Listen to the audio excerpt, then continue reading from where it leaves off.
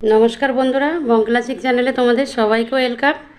प्रतिदिनेर मतो आजकेও नतून একটা ভিডিও নিয়ে চলে এসেছি তোমাদের সামনে। আজকে বানাবো তরমুজের আইসক্রিম। চলো শুরু করা যাক। এই যে আমি তরমুজ নিয়ে নিয়েছি, একটা তরমুজের 4 ভাগের 1 ভাগ তরমুজ আমি নিয়ে নিয়েছি। এটা দিয়ে আমি কিভাবে আইসক্রিমটা তৈরি করব তোমরা প্রথম থেকে শেষ পর্যন্ত দেখতে থাকো। এবার একটা সুপ বোল নিয়ে নিয়েছি আর নিয়ে নিয়েছি বটি। এবার আমি তরমুজটাকে কেটে নেব।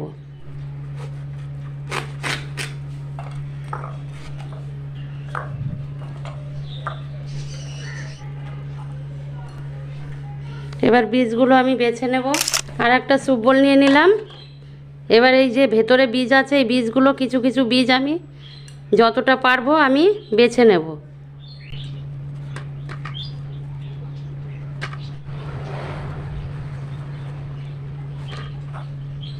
বীজগুলো আমি বেছে বেছে ফেলে দিয়েছি।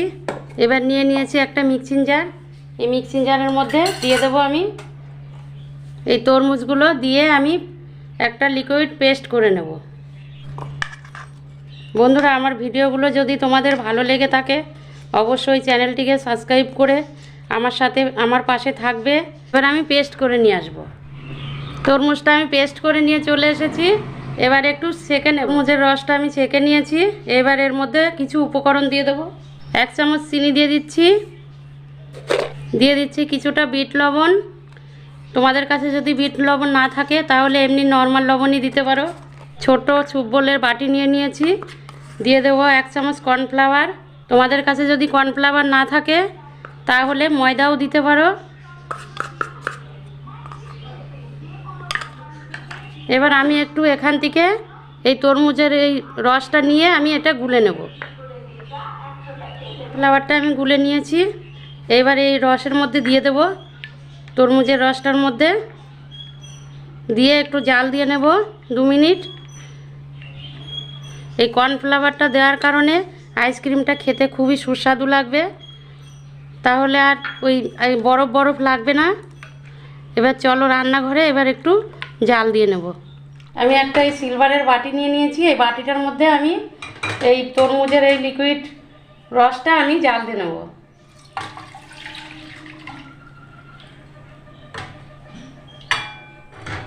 এবার আমি একটু জাল দিয়ে নেব। বেশিক্ষণ জাল দিতে হবে না, 2 মিনিট জাল দিলেই হয়ে যাবে। আমার আইসক্রিমের ব্যাটারটা রেডি হয়ে যাবে। বন্ধুরা তোমরা ভাবছো যে আইসক্রিমের বক্স বাড়িতে থাকলেই আইসক্রিম তৈরি করা যায়, তা নয়। তোমরা ওই বাজার থেকে চা কফির কাপও কিনে নিয়ে আসতে পারো, এমনি বাটিতে গ্লাসে সেটাতেও করতে পারো আইসক্রিম।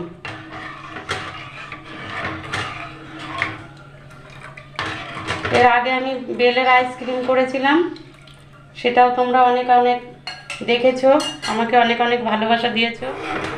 বন্ধুরা আমি এই তরমুজের জুসের মধ্যে আমি কিন্তু কোনো ফুড কালার দেব না। এইভাবেই যেরকম কালারটা হবে সেরকমই আমি তৈরি করে নেব আইসক্রিম। এই দেখো এটা বেশ ঘন হয়ে এসেছে। এবার আমি গ্যাসটাকে বন্ধ করে দেব। দেখো সুপ বোলের মধ্যে ঢেলে নিয়েছি ঠান্ডা করে। এই যে ঘনত্বটা দেখো এরকম, ঠিক এরকমই হবে। এবার আমি দিয়ে দেব এক এক করে।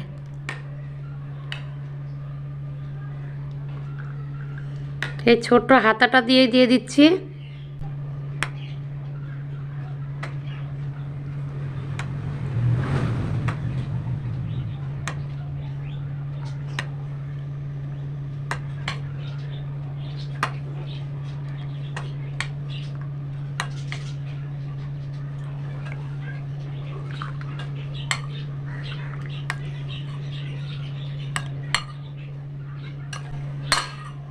পাঁচটা আইসক্রিম হলো।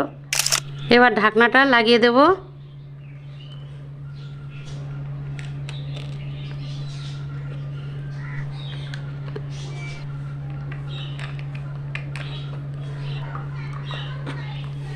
এবার আমি 3 থেকে 4 ঘন্টা ডিপ ফ্রিজে রেখে দেব। ডিপে রেখে দিয়েছি। এবার আমি 4 ঘন্টা পরে ফিরে এসে তোমাদেরকে দেখিয়ে দেবো। 4 ঘন্টা পরে আমি আইসক্রিম নিয়ে ফিরে এলাম। দেখো বন্ধুরা আইসক্রিমগুলো কি সুন্দর হয়েছে। সুন্দর জমে গেছে। এবার আমি ক্রিমগুলো তুলে দেখিয়ে দিচ্ছি কেমন হয়েছে। আমি একটা বাটি নিয়ে নিয়েছি, এই বাটির মধ্যে একটু বসিয়ে একটু ধুয়ে নেব।